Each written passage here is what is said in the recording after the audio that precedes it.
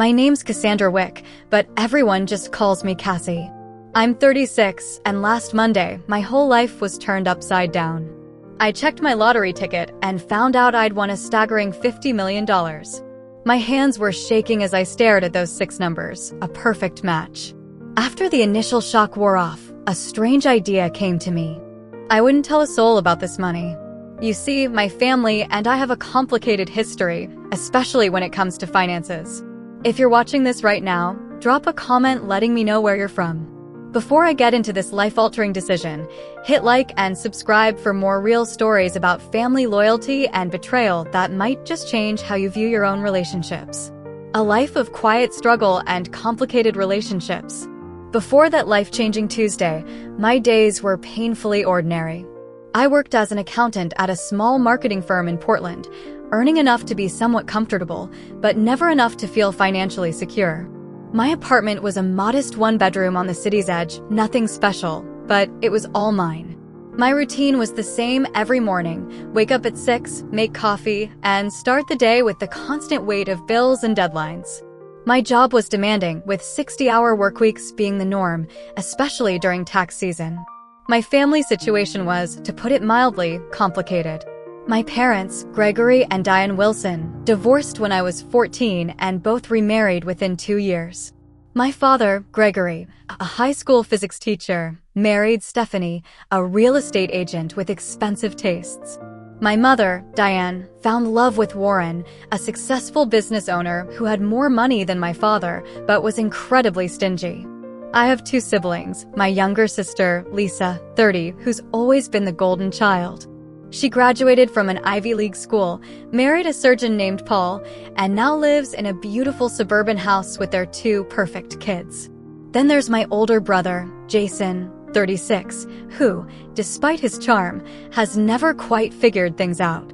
He drifts from job to job and relationship to relationship, and he's mastered the art of borrowing money from family. The pattern was always the same: a desperate call, an emotional plea, a promise to repay it, and then silence until the next crisis. My extended family wasn't any less complicated. My Aunt Martha, my mother's younger sister, was probably the only truly genuine person in the family. Despite living paycheck to paycheck as an elementary school teacher, she always showed up when it mattered. She drove an ancient Honda that made alarming noises and lived in a small apartment full of books and plants, never complaining about her circumstances. In sharp contrast was my Aunt Heather, my father's older sister, who married wealthy and never let anyone forget it. She spent holidays criticizing everyone's life choices and making backhanded comments about my career, apartment, and single status.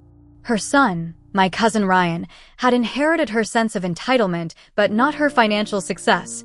He also had a gambling problem the family chose to ignore. My past experiences helping my family with money had left me jaded. When Jason needed $5,000 for rehab 3 years ago, I emptied my savings to help, only to find out months later that he never went to treatment. When Lisa needed help with her wedding costs, I put $2,000 on my credit card. She promised to pay me back after the honeymoon, and 5 years later, I'm still waiting. When my father needed a loan for a roof repair after a storm, I sent what I could, only to see photos of him and Stephanie vacationing in Cancun the next month. The only person who knew the full extent of these betrayals was my best friend, Charlotte. We met in college, and unlike most of my relationships, ours had stayed strong. Charlotte, a nurse, understood struggle and never judged my complicated feelings about my family. She was the voice of reason, reminding me that not everyone was out to take advantage of me. At work, things weren't much better. My boss, Arnold, had a habit of taking credit for my ideas in meetings. My colleague Derek consistently left early, leaving me to pick up his slack, yet somehow always got the recognition I deserved. Despite being underappreciated, I kept my head down and worked hard, hoping it would eventually pay off. The winning ticket and a life-altering decision. Buying lottery tickets was my one small indulgence, a weekly ritual my family loved to tease me about. Every Friday, I'd stop at the corner store and spend $10 on tickets. My mother called it a tax on people who can't do math. My brother joked that I should just give him the money directly. My father lectured me about probability. But there was something hopeful about those tickets, a tiny chance at freedom I couldn't give up, even after years of only winning $20 here and there. I had dreams, of course. I wanted to travel and see the world beyond the Pacific Northwest. I wanted to go back to school for a master's degree in something I was actually passionate about. I wanted to have enough savings that an unexpected car repair wouldn't send me into a financial tailspin. But these dreams seemed more distant as I approached my mid-30s, still paying off student loans and carrying a small but persistent credit card debt. Each month was a careful balancing act of bills, groceries, and the occasional dinner with Charlotte. I clipped coupons, compared prices, and knew which store had the best deals on everything. I drove a 10-year-old Corolla that made a concerning noise when it rained, but I couldn't afford to replace it. I had mastered the art of appearing fine while constantly calculating costs in my head. This was my life before everything changed. Ordinary, sometimes difficult, occasionally lonely, but stable in its own way. I had no idea how one piece of paper was about to completely upend everything I knew about myself and the people I called family. The day I bought the winning ticket was my 34th birthday. I had just finished a particularly brutal week at work, where Arnold had once again taken credit for a financial strategy of mine that saved a major client thousands. I stopped at Gus's corner market as I did every Friday, but with a slight change in my routine. "Happy birthday, Cassie," Gus called out as I entered. Gus was a kind older man who'd owned the store for over 30 years. He knew all his regulars by name and always had a friendly word. "Thanks, Gus." "The usual, please, and maybe one extra for good luck," I replied, handing him $20 instead of my usual $10. "Birthday splurge, huh? Maybe today's your lucky day," he said with a wink as he gave me the tickets. On a whim, instead of a quick pick, I decided to choose my own numbers. I picked my birth month and day, 3 and 16, my mother's birthday, 12, my father's birthday, 21, Martha's birthday, 9, and Charlotte's birthday, 30. 6 numbers representing the most important people in my life, even those who had let me down. That evening, I ordered takeout from my favorite Thai restaurant, opened a bottle of wine Charlotte had given me, and settled in for a quiet night alone. The lottery drawing was at 8 p.m., but I barely paid attention as I scrolled through social media, seeing posts from acquaintances enjoying far more exciting birthday celebrations. At 8:30, I remembered the tickets and lazily picked up my phone to check the numbers, expecting nothing as usual. The first number matched, 3. I smiled a little.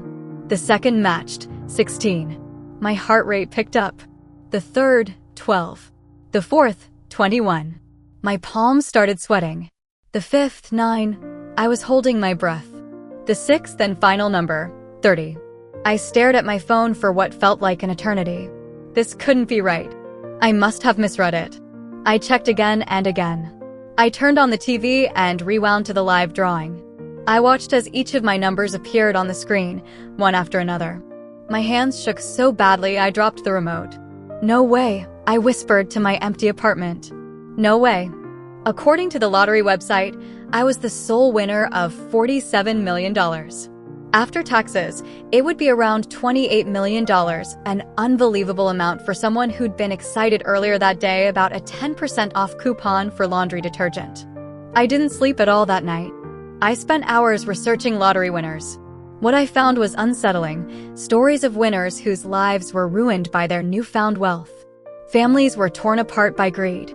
Friends and distant relatives appeared out of nowhere with sob stories and outstretched hands. Many winners were bankrupt within 5 years, more miserable than before they won. One article called the lottery the quickest way to lose everything you care about. As the sun rose, I made my decision. I would claim the money, but I would tell no one. Not my parents, not my siblings, not even Charlotte, at least not right away. I needed time to process this, to make a plan, and to understand what this money meant for my life before everyone else tried to tell me what to do with it. The experiment and the reality of betrayal. That morning, I called in sick for the first time in 3 years and made an appointment with Philip Montgomery, an attorney specializing in financial planning. His office was in a downtown high-rise, and as I sat in the waiting room, dressed in my ordinary clothes and clutching my purse with the winning ticket, I felt like an imposter. "Miss Wilson," Philip greeted me, extending his hand. He was in his 50s, with salt and pepper hair and kind eyes behind expensive glasses. "What can I help you with today?" I took a deep breath and placed the ticket on his desk. "I need to know how to claim this without anyone finding out it's me." His eyes widened briefly, then he nodded professionally. "I see. You've come to the right place." Over the next 2 hours, Philip explained my options. In our state, lottery winners could claim prizes through trusts or legal entities to keep their identities private. He outlined the process of setting up a blind trust, how taxes would work, and the importance of assembling a team of financial advisors. The biggest mistake winners make, he told me, is telling too many people too quickly. Once that happens, there's no going back. I nodded, relieved that my instinct had been correct. I want to do this right. I don't want this money to ruin my life. As I left his office with a folder of documents, I felt a strange mix of excitement and dread.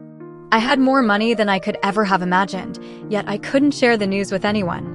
I'd be living a double life, pretending to be a struggling accountant while secretly being a multimillionaire. Over the next 2 weeks, I worked with Philip to establish the trust, claim the winnings, and set up investment accounts. We created a comprehensive financial plan that would ensure I'd never have to worry about money again, even if I lived to be 100. The money was real now, sitting in accounts under my control. Still, my day-to-day life remained unchanged. I still went to work, complained about bills with coworkers, and drove my old Corolla. The secrecy started to weigh on me. I found myself wondering about my family. Would they be happy for me if they knew? Would they respect my boundaries, or would they see me as a walking ATM? The questions haunted me, and an idea began to form. What if there was a way to find out how my family would react to my new wealth without actually revealing it? What if I could test their character before deciding who to share my secret with? The plan became clear one night as I lay awake. I'd create a scenario where I needed financial help, not a huge amount, but enough to be significant. I'd approach each family member with the same story and the same request and see who would help me without the prospect of gaining anything in return. Only then would I know who deserved to be part of my new life. The next day, I met with Philip again to ensure my finances were properly secured. Everything was in order. "Your financial future is secure," he assured me. "You could stop working tomorrow if you wanted to." The thought was tempting, but I knew an abrupt lifestyle change would raise questions I wasn't ready to answer. "I think I'll stay at my job for now," I replied, "at least until I figure some things out." That evening, I invited Charlotte over for dinner. As we sat on my small balcony with glasses of wine, I decided to share part of my plan. I couldn't keep everything bottled up, and I trusted her more than anyone. "I'm thinking about conducting a sort of experiment with my family," I began carefully. Charlotte raised an eyebrow. "What kind of experiment?" "I'm going to tell them I lost my job and need financial help," I said, taking a deep breath, "just to see who actually cares enough to help me when I need it." Her expression shifted from curiosity to concern. "Cassie, that seems manipulative. Why would you do that?" "Because I'm tired of being the only one who helps," I said, not quite meeting her eyes. "I want to know who would be there for me if the tables were turned." "But lying to test people, that doesn't sound like you," Charlotte said, setting down her wine glass. "Why not just have an honest conversation with them?" I laughed without humor. "Right. Because my family is so great at honest conversations." "You know how they are, Charlotte. You've seen how they treat me." "Still, this feels wrong," she insisted. "What are you trying to prove?" "I'm not trying to prove anything," I insisted, though that wasn't entirely true. "I just want to know who actually cares about me versus who sees me as a resource." Charlotte shook her head. "I think you're going to hurt yourself more than anyone else with this, but I know that look in your eye. You've already made up your mind." She was right. I spent the day crafting my story, making sure it was believable. I would tell everyone that the marketing firm had suddenly shut down after losing its biggest clients. I would say I needed $5,000 to cover rent and medical expenses until I found a new position. It was a significant amount, but not outrageous and certainly within the means of most of my family members. I made a list of everyone I would approach: my mother, Diane, and stepfather Warren, my father, Gregory, and stepmother Stephanie, my sister, Lisa, and her husband Paul, my brother, Jason, my Aunt Martha, my Aunt Heather, and my cousin Ryan. 10 people, all of whom had turned to me for help and whom I had supported. The next day, I practiced my story with Charlotte, who reluctantly agreed to help despite her misgivings. "You need to sound genuinely distressed, but not desperate," she advised. "And have specific details ready about the company closing. They might ask questions." I nodded, taking notes. "I'll say the CEO had been embezzling funds and the company is under investigation. That explains why it happened so suddenly and why I might not get my final paycheck. And what about your job search? They'll ask about that. I've been applying everywhere, but the job market is tight, especially for specialized accounting positions," I rehearsed. "I have some interviews lined up, but nothing definite yet, and my emergency fund is gone from some recent medical tests." I had thought through every detail, creating a scenario that would elicit sympathy without raising too many questions. As I finalized my plan, a twinge of guilt surfaced. Was Charlotte right? Was this manipulative and wrong? But then I remembered all the times I had emptied my savings to help these same people, and my resolve strengthened. This wasn't just about testing them, it was about protecting myself and my future. I made a prediction list of how I thought each person would respond. My mother would probably offer some help, but less than I needed.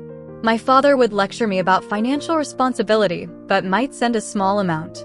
Lisa would claim she couldn't help because of the kids' expenses. Jason would definitely say he had no money. Warren and Stephanie would refuse outright. Aunt Heather would judge me. Cousin Ryan would promise help that never materialized. The only person I had real hope for was Aunt Martha. Despite having the least to give, she had always been the most generous. But even with her, I tried to keep my expectations low. $5,000 was a lot of money for a public school teacher. The plan was set. Over the next week, I would reach out to each family member, tell them the same story, and see who stepped up. Only then would I decide who deserved to know about my lottery win. Only then would I know who truly cared about me beyond what I could do for them. With a mix of anticipation and dread, I picked up my phone and made the first call. It was time to find out who my real family was. The harsh truth and a heartfelt revelation. I decided to call my mother first. Diane had always prided herself on being a nurturing parent. I thought if anyone would help, it would be her. My hands trembled as I dialed. She answered on the third ring, sounding distracted. "Hi, Mom," I said, intentionally making my voice sound strained. "Cassie, is everything okay? You sound upset." I launched into my prepared story about the company closing, my lost wages, and my precarious financial situation.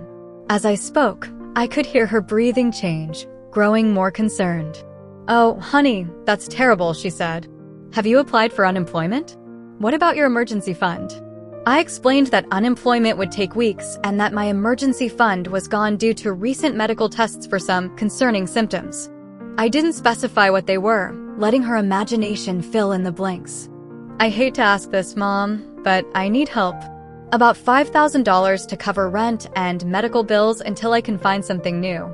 I promise I'll pay you back as soon as I can." There was a long pause. "Oh, Cassie, you know Warren and I just put a down payment on the lake house. We're pretty cash poor right now." Her voice became defensive.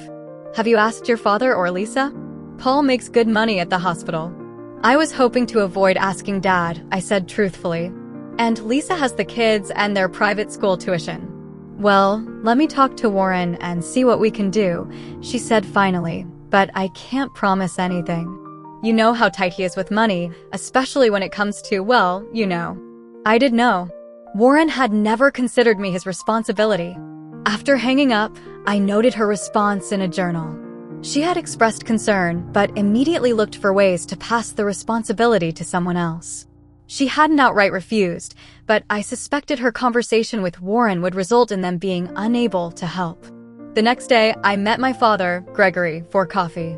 "You look tired," was his greeting. I gave him a weak smile and launched into my story. His face remained impassive. When I finished and asked for $5,000, he leaned back in his chair. "Cassandra, I've always taught you about financial responsibility," he began, slipping into his teacher voice. "This is exactly why I told you to keep 6 months of expenses saved."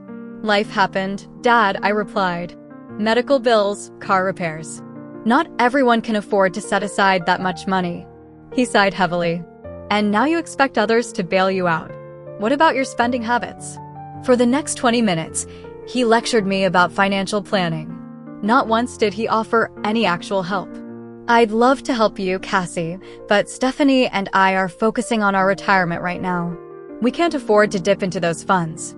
It would be financially irresponsible. He patted my hand. This will be a good learning experience for you. My sister, Lisa, was next. I drove to her beautiful suburban home. Oh my God, that's awful, she gasped when I told her about my situation. Her sympathy seemed genuine, and for a moment I felt hopeful. Then I mentioned needing to borrow $5,000. Oh, she said, her expression shifting. Well, this is actually not a great time. We just bought the new Audi last month and the kids' tuition was due. Plus, we're redoing the master bathroom. She glanced around nervously. Paul handles most of our finances and he's really strict. I understand, I said quietly.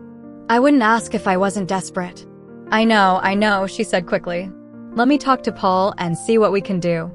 Or maybe you could move in with us temporarily. I thanked her for the offer but explained that moving would be difficult with my job search. She promised to call me back after speaking with Paul, but the way she avoided eye contact told me all I needed to know. My brother, Jason, was perhaps the most disappointing. After I sent him a detailed text, he replied with a brief message. That sucks, sis. Really tight right now myself. We'll call you later. He never did. My follow-up messages went unanswered, and calls went straight to voicemail. My stepmother, Stephanie, was blunt when I called her. Cassandra, I'm sure this is difficult, but Warren and I are not in a position to help. Perhaps this is an opportunity for you to learn better financial management skills. When I pointed out that I had helped them with repairs to their vacation cabin, she bristled. That was different. That was a family property that you also enjoy using. My stepfather, Warren, was even worse. You are not my daughter, he said plainly. I have supported your mother for years, but your financial problems are your own. My cousin Ryan initially seemed sympathetic, promising to definitely help out. But when the day came for him to give me a check, he texted an hour before to say something had come up. He never rescheduled and eventually stopped responding to my messages. Aunt Heather's response was the least surprising, but still painful.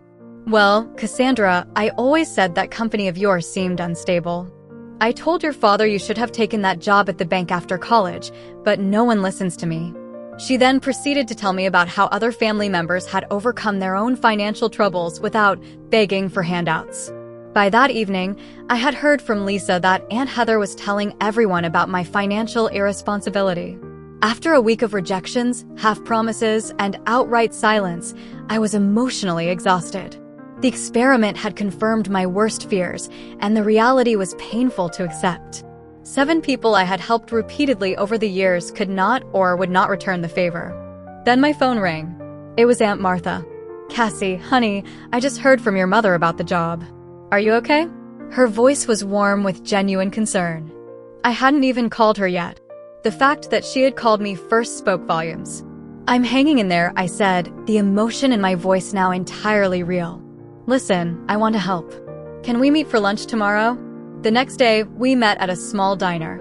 Martha looked exactly as she always did, her silver-streaked hair in a simple ponytail, wearing jeans and a cardigan. She hugged me tightly. I'm so sorry about your job, sweetheart. That company never deserved you anyway. As we ate, she asked thoughtful questions about my job search. After our plates were cleared, she reached into her purse and pulled out an envelope. I want you to take this, she said, sliding it across the table. It's $3,000. I know it's not the full amount, but it should help with the rent at least. I stared at the envelope in shock. Martha, I can't take this. This is too much. Nonsense. Family helps family. And I want you to know something else. She reached across the table and took my hand. If you need a place to stay to save on rent, my sofa pulls out into a bed.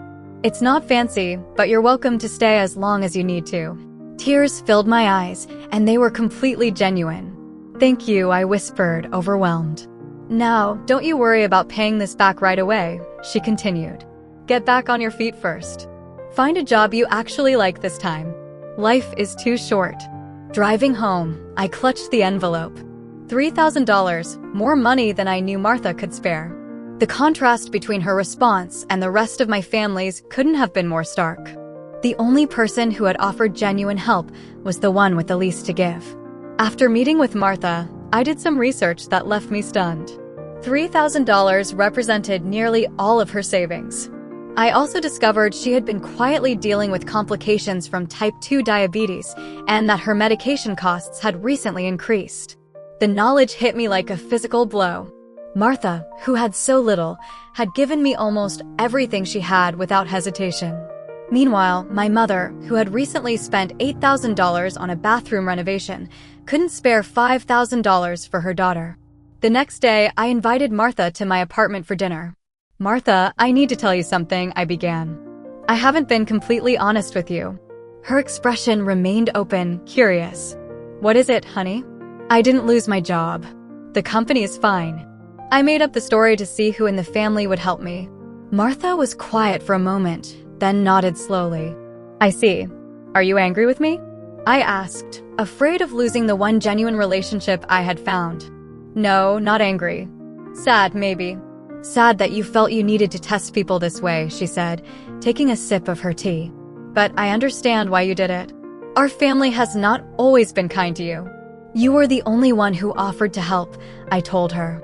"Everyone else had excuses or just ignored me." Martha sighed. "People show you who they are when giving becomes inconvenient. I learned that lesson the hard way myself." "What do you mean?" She set down her cup and folded her hands.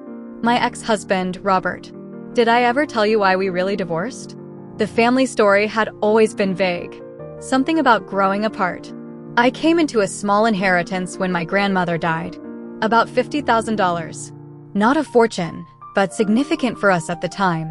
Robert immediately had all these plans for the money, mainly investing in his friends' business ventures. I wanted to save it for our future, maybe buy a small house eventually. We fought about it for months. One day, I discovered he had forged my signature and withdrawn most of the money. By the time I found out, it was gone, invested in a restaurant that failed within a year. She shook her head at the memory. When I confronted him, do you know what he said? That it was our money, not just mine, and he had as much right to it as I did. As if my name on the inheritance meant nothing. I was shocked. I had no idea. The family preferred the growing apart story. It was much less messy. Martha reached for my hand. "The point is, I learned that some people see you as a resource rather than a person, and it's a painful lesson." "I'm so sorry that happened to you," I said, squeezing her hand. "It was a long time ago," she replied, "but it taught me something important about money and relationships." She looked at me intently. "Money doesn't just reveal who others truly are, Cassie. It reveals who we are, too. How we use it, how we share it, how we talk about it. It's a powerful mirror." Her words resonated deeply. In that moment, I made a decision. "Martha, there's something else I need to tell you. Something big." I took a deep breath. "I won the lottery 3 weeks ago. $47 million. Her eyes widened, but she remained silent, waiting for me to continue. "I haven't told anyone else. Not my parents, not Lisa or Jason, not even Charlotte. You're the first to know." "Oh, Cassie," she breathed. That is life-changing." "I know. And that's why I did this test. I needed to know who would be there for me without knowing about the money." Martha nodded slowly. "I understand that. But what will you do now?" "That's what I'm trying to figure out. The money is secure, and I have good financial advisors. But I don't know how to handle the family." Martha considered this. "You know you don't owe anyone anything, Cassie. Not even me. But I want to help you," I insisted. "Your medical expenses, a better apartment, whatever you need." She smiled gently. "I don't need anything from you, sweetheart. I'm happy with my life. My apartment is small, but it's full of things I love. My car runs most of the time. I have my students and my books, and now this wonderful secret with my favorite niece." She patted my hand. "Just knowing you're secure and happy would be enough for me." Her selflessness brought tears to my eyes. Here was someone who had given me almost everything she had when she thought I needed it, and now she was asking for nothing in return, even though she knew I had millions. As we continued talking into the night, the contrast between Martha and the rest of my family became even more stark. While I had been conducting my experiment, Word had spread about my supposed financial troubles. Instead of prompting concern, it had mostly generated gossip and judgment. My phone buzzed with a text from my mother. "Heard you asked Lisa for money too. You should have told me you were asking everyone. Feels like you're playing us against each other." Another came from my father. "Stephanie tells me you've been calling everyone for handouts. This is exactly the kind of irresponsible behavior I warned you about." The family had turned my request for help into evidence of my character flaws rather than an opportunity to show compassion. In doing so, they had revealed everything I needed to know about the true nature of our relationships. A new beginning. The morning after my conversation with Martha, I met with Philip to discuss my long-term financial plans. Now that I had clarity about my family relationships, I could make decisions about my future with open eyes. "I want to set up a trust for my Aunt Martha," I told him. "Something that will cover her medical expenses and provide her with a comfortable retirement, but in a way that feels like a gift rather than charity. She's very proud." Philip nodded, making notes. "We can structure it as a family trust that provides a monthly stipend. She wouldn't have to manage a large sum all at once, which can be overwhelming for someone not used to wealth." "Perfect. And I want to buy her a small house near wherever I decide to live. Nothing extravagant, just comfortable and accessible for someone with health issues." We spent the next hour discussing investment strategies, charitable foundations, and my own living situation. I had decided to give notice at my accounting job and focus on establishing a nonprofit organization aimed at helping elderly people living alone, inspired by Martha's situation and the many others like her. "What about the rest of your family?" Philip asked cautiously. "Do you plan to tell them about the winnings?" I shook my head. "Not right now. Maybe not ever. But I do want to arrange a family meeting to clear the air about my financial troubles." Later that day, I called Charlotte and finally told her the truth about everything, the lottery win and the family experiment. After her initial shock, she understood why I had kept it a secret. "So what now?" she asked. "Are you going to become one of those eccentric millionaires who still clips coupons and drives a beat-up car?" I laughed. "No, but I'm not going to suddenly start buying Bentleys either. I want this money to mean something, to do good, starting with Martha. She deserves it." Charlotte agreed. "And what about everyone else? The ones who failed your test?" "I'm still figuring that out. I've called a family meeting for this weekend." I told them I have an important announcement. When Sunday arrived, I was surprised to see everyone show up at my apartment.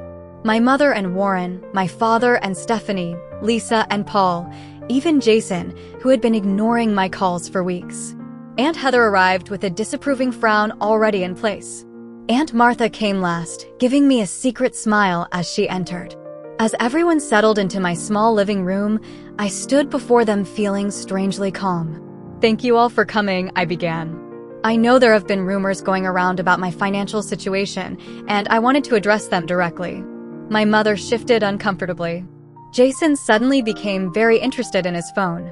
Lisa and Paul exchanged glances. "The truth is, I'm fine. I've found a new job with better pay and benefits." This was technically true, as I had just appointed myself executive director of my new foundation with a modest salary. I'll be transitioning to that position next month. "Well, that's wonderful news," my mother said with obvious relief. "We've all been so worried." I noticed several faces relax. They had come expecting either to be asked for money again or to stage some sort of intervention. Instead, they were getting good news that required nothing from them. "So why all the drama about needing money?" my father asked, his tone accusatory.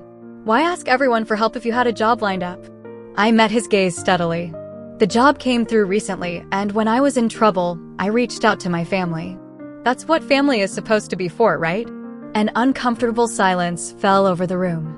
"Well, we all have our own financial commitments," Stephanie said defensively. "It's not always possible to help, even when we want to." Of course, I agreed.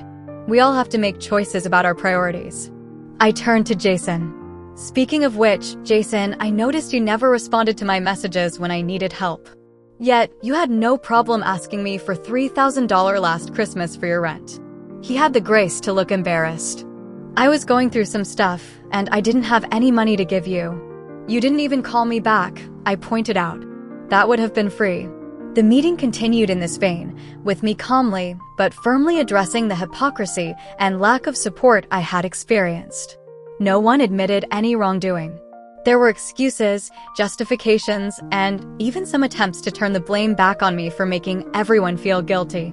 As they filed out after an uncomfortable hour, I felt a strange sense of closure. I had not told them about the lottery win, but I had stood up for myself in a way I never had before. The money had given me something perhaps more valuable than wealth itself, the courage to see my relationships clearly and to set boundaries. Freedom and true wealth. Martha stayed behind after everyone left, helping me clean up the coffee cups and plates. "You did well," she said quietly. "That couldn't have been easy." "It was actually easier than I expected," I replied. For the first time, I wasn't afraid of disappointing them because I realized their opinion of me was never based on who I really am. Martha smiled. "That's a powerful realization. So, what happens next?" "Next," I said, "we start looking at houses for both of us." 1 year later, my life was unrecognizable from the day I had first discovered those matching lottery numbers. I had moved into a beautiful but modest home in a quiet neighborhood with a garden that brought me joy each morning. Just 3 blocks away was Martha's new house, a single-story craftsman with wide doorways to accommodate her walker. My nonprofit organization had grown beyond my expectations. We provided companionship, home repairs, and financial assistance to elderly people living alone, with a special focus on those estranged from their families. The work was rewarding in a way my accounting career had never been. Charlotte had eventually joined the organization as our outreach coordinator, bringing her nursing expertise and compassionate nature to our mission. She and I still had our weekly wine nights, though now they took place on my comfortable patio rather than in my cramped apartment. My relationship with my family had shifted into something more distant, but also more honest. I maintained occasional contact with most of them, polite birthday calls and holiday gatherings, but the pretense of closeness had fallen away. Without the expectation of emotional intimacy that had never actually existed, our interactions became less painful. None of them knew about my lottery winnings. As far as they were concerned, I had simply found success with my new career. They seemed to accept this without much curiosity, which told me everything I needed to know about their interest in my life. There had been moments of temptation to reveal the truth, particularly when Jason called asking for money or when Lisa complained about the cost of her kitchen renovation. But each time, I remembered the silence when I had needed help, and the choice became clear. Interestingly, there had been occasions when family members genuinely needed assistance. When my father had a minor heart attack, I anonymously paid his medical bills. When my cousin Ryan finally entered rehab, I made an anonymous donation to cover his treatment. They never knew the source of these gifts, and I preferred it that way. Martha and I had dinner together at least twice a week. Her health had improved dramatically with proper medical care and less financial stress. She had retired from teaching but volunteered at a literacy program 3 days a week. "You know what still amazes me?" she said one evening as we sat on her porch watching the sunset. "How differently everything could have turned out if you had announced your lottery win right away." I nodded, considering this alternate reality. The family would have suddenly become very attentive and loving, I imagine. "And you would never have known what was real," Martha added. "That knowledge, painful as it was, gave you freedom." She was right. The experiment had been painful but illuminating. It had shown me who deserved a place in my life and who did not. It had revealed the true nature of relationships I had spent years trying to strengthen despite their fundamental imbalance. The greatest lesson I had learned was not about others, but about myself. Before the lottery, I had defined my worth by what I could give to others, constantly trying to earn love through sacrifice and generosity. I had allowed myself to be used because I believed that was what family meant. Now I understood that real love, the kind Martha had shown me, didn't keep a balance sheet. It gave freely without expectation of return, but it also respected boundaries and dignity. It was honest and consistent, present in good times and bad. I had initially kept my winning a secret out of fear, worried that money would corrupt my relationships. What I had not anticipated was how the secret would clarify them, stripping away pretense and revealing the truth. The money had not changed who anyone was. It had simply illuminated who they had been all along. My life now was rich in ways that had nothing to do with my bank account.